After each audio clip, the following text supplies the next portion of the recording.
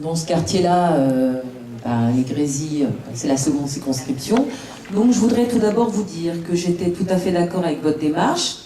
La démarche d'audit citoyen est utile parce qu'elle nous permet d'informer avec une pédagogie militante sur ce qu'est la réalité de la dette aujourd'hui.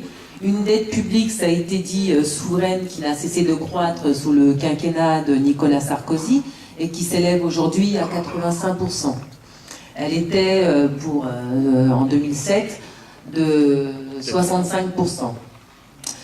Donc c'est un fardeau pour toute la population, comme le sont d'ailleurs les dettes publiques des autres pays européens, et c'est vrai que moi je reste européenne avant tout.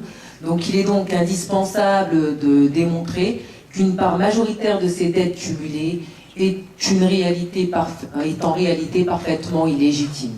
Ensuite, c'est là que je voudrais le plus intervenir, il convient d'agir pratiquement, en attendant un jour de pouvoir changer ce système qui est ruineux socialement et économiquement.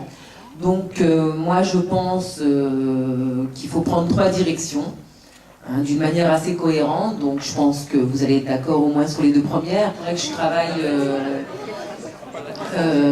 je travaille au quotidien avec des personnes qui disent que l'austérité, on ne peut pas faire autrement, que ces politiques, elles sont nécessaires, qu'aujourd'hui, la croissance n'est plus possible, qu'aujourd'hui, il faut serrer la ceinture, etc.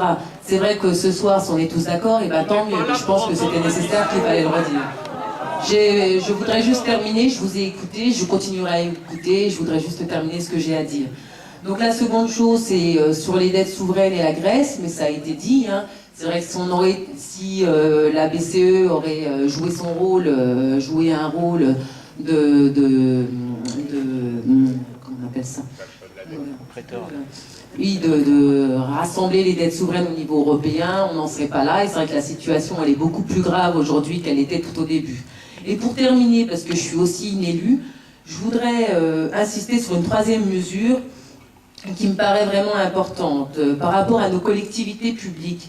Il y en a beaucoup qui sont aujourd'hui complètement étranglées par leurs dettes, parce qu'elles le doivent aussi à l'activisme spéculatif des banques.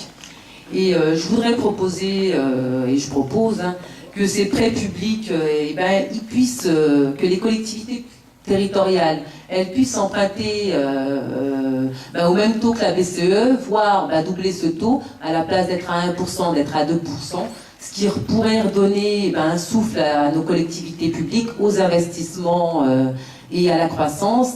Et voilà, je vais en terminer là.